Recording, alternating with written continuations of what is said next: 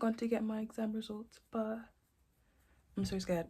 I had a look at the grade boundaries and they didn't seem that bad, but still, I don't want to take it for granted. But yeah, see you when I actually get them.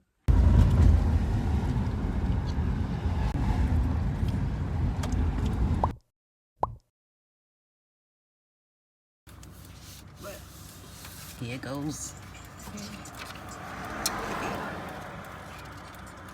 Hey. That's great, Amelia. Let me see. That's body. A. That's all A's, is it not? A stars. All A stars. 1, 2, 3, 4, 7. Woo! Well done, Amelia. Woo! Wait. Okay, hey guys, it's actually been quite a while since I got my GCSE results, but now I'm going to go ahead and go through exactly what results I did get and, you know, do a breakdown of the grades that I achieved for each subject. So let's go ahead and open it. Oh, let's not show you that.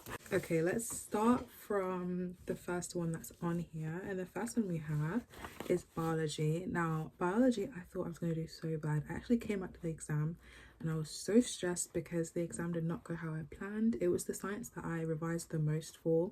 I was really upset. I even made a TikTok about it, like a couple of TikToks about biology being so bad. But I ended up getting an 8 in biology and I was so shocked. Somehow, by the grace of the gods, I was able to get an 8 in biology. It was so crazy when I got it because I was shocked. I was like, is that supposed to look like a 6 or is that actually an 8? I'm so happy that I got an 8 and I could not be any happier with my grade. So moving on to the second science on here, which was chemistry. Now, chemistry I'm a little bit upset about because I thought I did a lot better than I actually did get. I got a higher mark in chemistry than I did in biology, but I got a lower grade.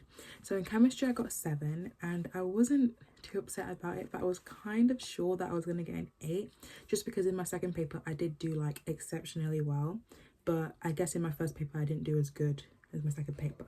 But I'm still okay with it. I'm still really happy with my grade and I could not be happier where I got a 7 and an 8 in sciences that I don't even really like doing. But for English language, the one that I thought I was going to do so well in, I really thought I was really confident with these exams. It was a really nice exam. I was actually only 6 marks off of the next grade boundary above, but I ended up getting an 8. Now, English language was my subject that I got a 9 in for my mocks most of the time. So I was kind of like, oh, okay, I can deal with an 8, but I was a little bit upset about it. I did want a 9, but it's okay. I was only 6 marks off of a 9. I'm not too worried about it because it's not going to be what I did for A level, even though I did want to do it for A level. And then in spoken English language, I got a distinction, which is the highest one you can get, and I was really happy with that because I really liked the speech that I did for English language speaking exam. Okay, so on to the next English, which is English literature, or what I am taking for A level. Yeah, this one made me really upset. I got an 8, but I'm not upset with the 8. I'm not upset with any of my grades because I think they're amazing and I really tried hard for them. But an 8, but the only reason I'm upset with it is because I was 4 marks off of a 9 and that just really annoys me, especially when I know I did make some mistakes. But honestly, I'm really happy with it now. I do not want to go back. And yeah, I can always get it remarked, but I'm really happy with what came out of it, and especially my marks for each paper, really happy with it. The next subject is French. French is my subject. It's definitely the subject that I found the easiest. I barely revised for it, like barely revised for French, which definitely caught back onto me now. In French I was able to get an 8. Normally for every single mark for French I got a 9 with barely any revision, I was 7 marks off of a 9 for this GCSE. Honestly, I'm not mad at it. I kind of knew I was going to get an 8 when I sat down and I did the first exam. I was like, what is this? It was definitely really hard this time, but I'm happy with an 8. It was really annoying because languages is my strongest suit. Languages has always been the easiest thing for me to do. But yeah, I think across the board I did really good for listening, speaking, reading and writing, and I'm happy with the 8 that I got although it was a little bit disappointing because it's kind of like I went down after all those years. Okay, for history, it also annoyed me as well because, sorry, I forgot to mention I'm taking English literature, French and history and politics for A-level. History definitely annoyed me. I tried my best, but I know I messed up on one of the exams and I was able to achieve an 8 in history, so I was okay with that.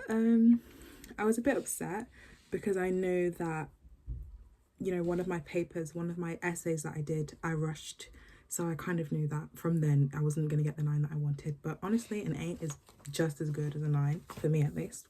For the next one, which is maths. Oh my goodness, maths. I did the Edexcel exam board and the exams were quite nice for maths, but I feel like I just didn't practice enough. I kind of put maths to the side because I was so focused on trying to get like good grades in my A-level subjects that I kind of pushed maths away when I probably shouldn't have. But yeah, in maths I was able to get a 7, so I did the higher tier in Edexcel and I got 7 and I wasn't even that far from an 8, so I was really happy with that because I didn't think I was get very good in it. Yeah, I was so happy with maths that I was able to get super duper good because I saw the grade boundaries before I looked at my paper and I was like, oh my gosh, will I even be able to get a 6? But I got a 7, like even scraping an 8, so I'm really happy with that. And then the last grade, the one I was kind of nervous for, which was physics. Physics, I do separate sciences, so obviously I had chemistry, biology, physics split. And for physics, I managed to get a 7 and I was so happy when I saw that. Even now I'm smiling because physics was so like, basically we had the calculation sheet, and so there was a lot of calculation questions, which is like my strong suit. I'm really strong in calculation questions with sciences. So that was the only thing I was going by because I barely knew anything about physics. But I managed to get through and get the 7 that I really wanted. In the sciences, I really wanted to keep 7s. That 7s was the lowest one that I wanted in sciences. And I managed to get 877, which is really impressive for me. And in physics, I got the same mark as I did for biology, which was actually quite hilarious. In chemistry, I got a higher mark, not a higher grade. But yeah, I managed to get 7 in physics and I was so shocked. And I got the same mark in both papers. So that was funny. I was really happy with that. So overall, I managed to get 5 8s and 3 7s in my GCSEs and I was so happy with that. Honestly, I did not want it any other way. I'm really proud of myself first of all, and I was treated really well because of my grades. So I'm really happy and I'm so glad that GCSE season is over, and good luck to any year 11s who are going to do GCSEs next year. Our grade boundaries weren't too bad, but the A-level grade boundaries were definitely horrible. I'm really happy with how my grades turned out, and yeah, definitely super duper grateful that I was able to have a nice like study environment that allowed me to be comfortable enough to get these grades.